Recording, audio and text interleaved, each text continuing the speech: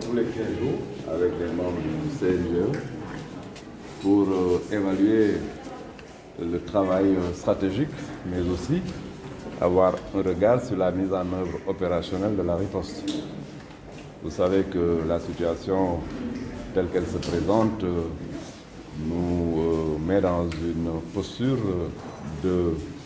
d'évaluer, parce que ce qu'il est convenu d'appeler la deuxième vague nous met dans une situation où il faut absolument faire en sorte que, conformément aux instructions du chef de l'État, que tout le dispositif opérationnel au niveau national soit en tout cas réactivé. Et à l'évaluation aujourd'hui, nous sommes rassurés de voir que ce dispositif est bien en place et qu'aujourd'hui, nous avons effectivement donc la possibilité, ici à Dakar comme dans les régions, d'être prêts pour prendre en charge les malades. Comment qualifier? Je disais tantôt qu'il ne faut pas confondre cause et conséquences. C'est vrai qu'au niveau des CTE, nous avons des dispositions majeures de prise en charge des malades, mais aussi des cas graves. Mais en amont, il faut faire en sorte qu'il n'y en ait pas. C'est toute la problématique de la cause et qui renvoie au respect strict des mesures barrières par les populations. Je crois que toutes ces questions-là ont été abordées. Et dès demain, d'ailleurs, il y a une autre séance aussi importante que nous tenons avec les médecins-chefs du district pour voir avec eux, au niveau des districts, quels sont effectivement les aménagements et les dispositions majeures à prendre. Voilà donc de manière globale la synthèse de la séance que nous venons de tenir. Alors, Monsieur le ministre, par rapport à cette deuxième vague, est-ce qu'elle est beaucoup plus virulente et est-ce que vous comptez reprendre les mêmes mesures de restriction? Oui, en fait, ce qui est noté de manière empirique, c'est que effectivement, il se dit que cette deuxième vague est plus virulente. Est-ce que nous comptons reprendre les mesures restrictives? Ce que je viens de dire nous semble être très clair. On ne peut pas économiser le respect des mesures barrières. Aujourd'hui, la riposte est une riposte de respect strict des mesures barrières. Le port du masque, le lavage des mains, le respect de la distance physique, etc. Aujourd'hui donc, l'État du Sénégal est dans cette voie et nous croyons que si tous les Sénégalais respectent ces mesures, nous allons avoir un impact très positif sur la maîtrise de la pandémie. Mais est-ce que le chef de l'État peut décréter un état d'urgence? Nous n'en sommes pas encore là.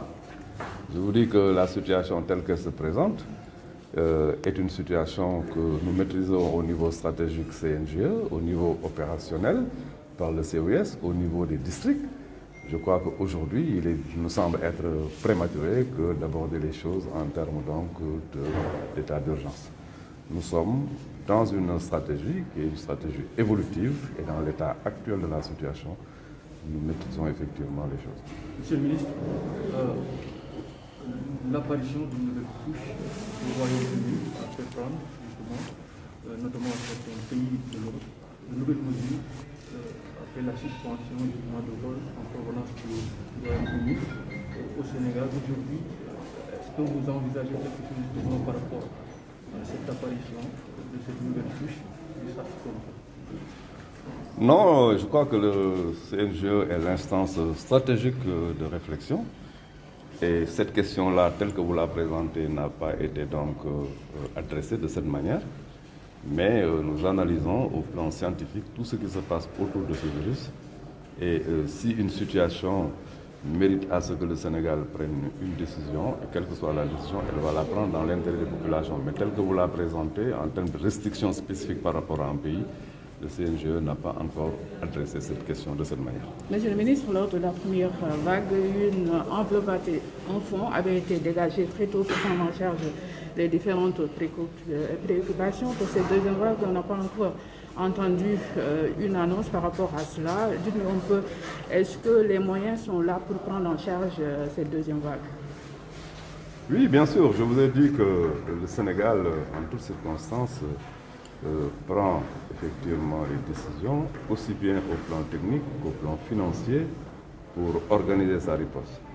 Donc oui, je peux vous garantir que tous les moyens, aussi bien ressources humaines que matériel financier, seront toujours disponibles en toutes circonstances pour protéger le Sénégal. Ça, c'est vraiment la réponse de principe. Nous ne pouvons pas donc aborder les choses présentement au moment où je vous parle en termes de montant, mais ce que je peux vous dire, c'est que toutes les dispositions sont prises au niveau déjà des structures qui abritent les CTE pour que véritablement, donc, au plan financier, qu'on soit confortable pour la riposte. Monsieur le ministre, on a constaté de plus en plus de cas graves, avec de plus en plus de décès. Comment pouvons-nous expliquer ça? Oui, la situation, je crois qu'elle est pas simple, je n'ose pas dire simple à expliquer, mais elle est tout à fait logique.